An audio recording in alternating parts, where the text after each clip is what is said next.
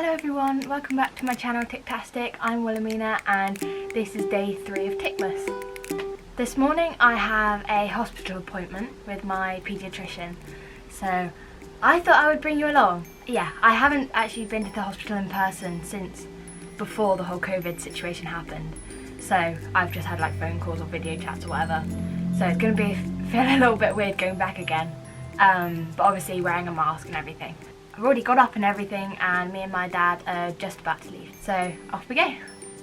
So I tend to see my paediatrician like once every sort of like 6 months, but it's always a case of if I have a flare up, my tics get worse or something else changes, then we can always email or give them a ring, so that between those like 6 month gaps it's not like there's no one to contact. So yeah, I tend to see him on a 6 month like basis, but if there's like a problem then we obviously get in touch with him sooner. So this is just sort of the normal routine like check-up. We'll just be sort of generally talking about what's going on at the minute, how my tics have been, like if there's any like new changes, or if there are, then talking about that. So me and my dad are all ready to go. He's just going to get the car up, got my coat on, got my mask ready. Yeah, so I'll see you when we're in the car. My car, we're just about to leave. My dad is just upstairs, so we can head in. So if it's really loud, our car's really loud, it's a Land Rover, so yeah, right, we'll see you when you get there.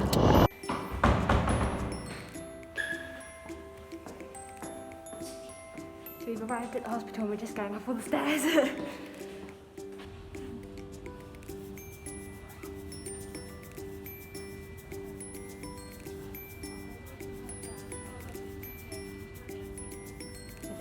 In the waiting room.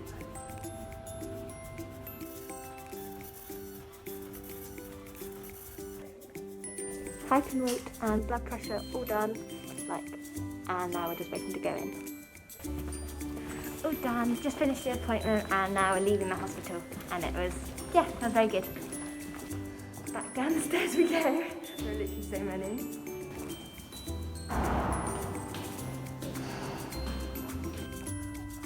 Right, so we just got back, we're now in the car. I had a really good appointment, just sort of like a general catch up about how it's all been going, and talking about like my medication dose and if it needs to change. But yeah, had a good appointment, now in the car and we're gonna go home.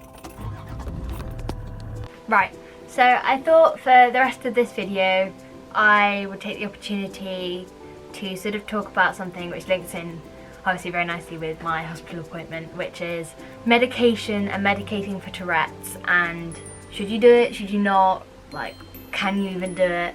Yeah, so I have had tics practically my whole life. We first started noticing them at the age of like 5, but it didn't get bad enough to need to medicate until year 5 of school. So I was probably around 9 or 10 years old when I had a really big flare of tics, like completely overnight. So the day before I was fine and the next day I was having like full body tics, like completely debilitating. Like I had to sleep on a mattress at the end of my parents' bed. They had to like convert this little room into a place with mattress on the floor with pillows everywhere so I didn't hurt myself.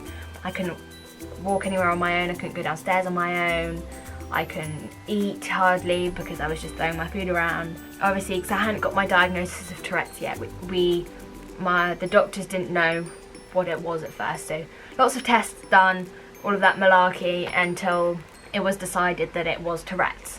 And after that, it was obviously we had to look into medicating because I couldn't go on with tics like that any more if it could be helped, and I was put on a medication called clonidine. The thing with that medication is that you have to, whether you're going back on it, you're going on it for the first time, or you're reducing the dose, you have to do it really slowly because it is a blood pressure medicine. But eventually I was put on quite a high dose of clonidine, and this actually helped a lot with like my full body tics. I started to be able to ease into like half a day at school and then the full day at school.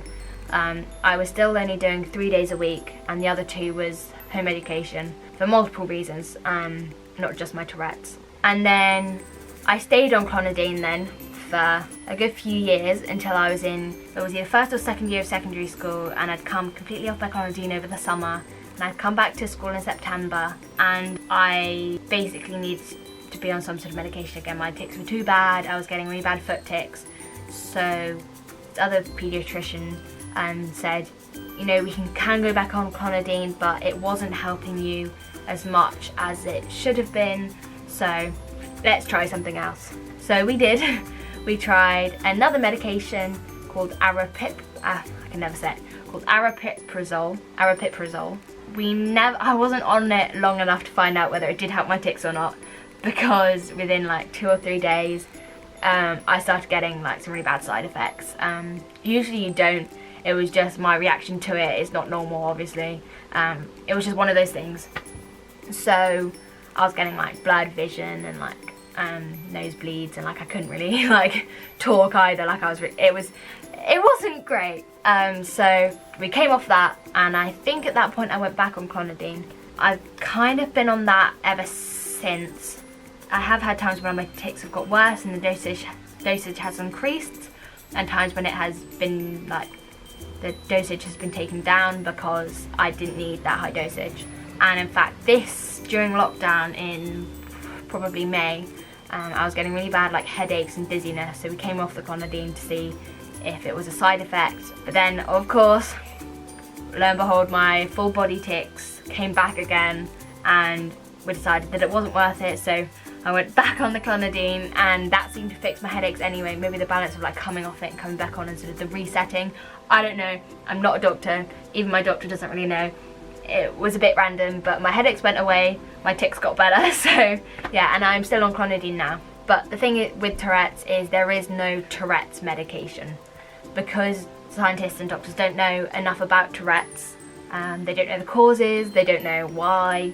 There's lots of unknowns with it, so there can't be a specific medication or cure. There are lots of different kinds of medication. So I'm on clonidine, which is supposed to be to lower your blood pressure when you have high blood pressure, but that also works for Tourette's. And there are lots of others. Aripiprazole that did something different. I think it does something to the dopamine receptors in your brain, but that's why it's kind of difficult, because there is no Tourette's medication. Yeah, so I am on clonidine, and it works really well for me for holding my big tics at bay. So the next thing I want to talk about is, do you have to be medicated? So if you have a child with Tourette's, or you have Tourette's and you're going, oh well, I'm not medicated, it's because you don't have to be. I was only put on medication because they were just too bad. I couldn't do anything. It wasn't really an option for me personally. For some people it will be more of an option, and if you have to make that decision, then just think about how much the Tourette's is impacting your life at the minute. Medication is never gonna be a magic wand and take it all away, but it will hopefully sort of dull down the Tourette's. You don't have to be on medication. Some people that won't even have to be a decision they make, because it isn't worth being put on medication if you're happy dealing with it in your own way, and if they're not bad enough to impact your life in a negative way. And also, medication obviously isn't the only option. There are lots of other options.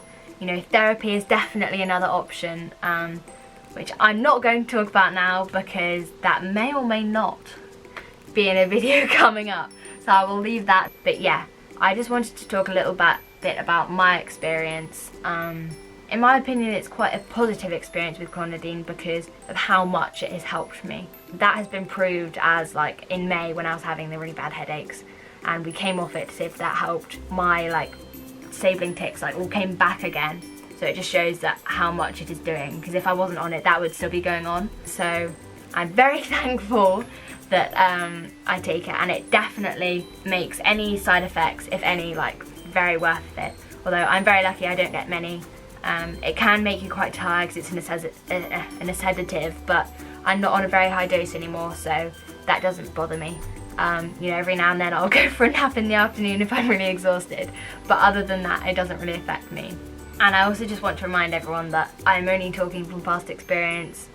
I'm not a doctor, I'm just someone who has experienced Tourette's for nearly all of their life and just wants to help as many people as I can, or educate people, because I know that Tourette's can be quite misunderstood.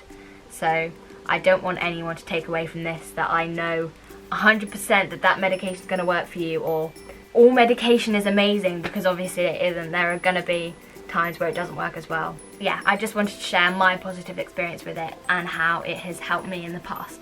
Right, that's the end of the video. I hope you enjoyed watching. Thank you for watching. I hope this helped in some way or gave a little bit of insight to the world of Tourette's. So yeah, thank you for watching and hope you're having a good day, and goodbye. Also, tune in tomorrow for day 4 of Ticmas for a surprise video. I'm not going to tell you what it is. You'll just have to come back and find out. So click that thumbs up if you liked it, and have a good day. Bye!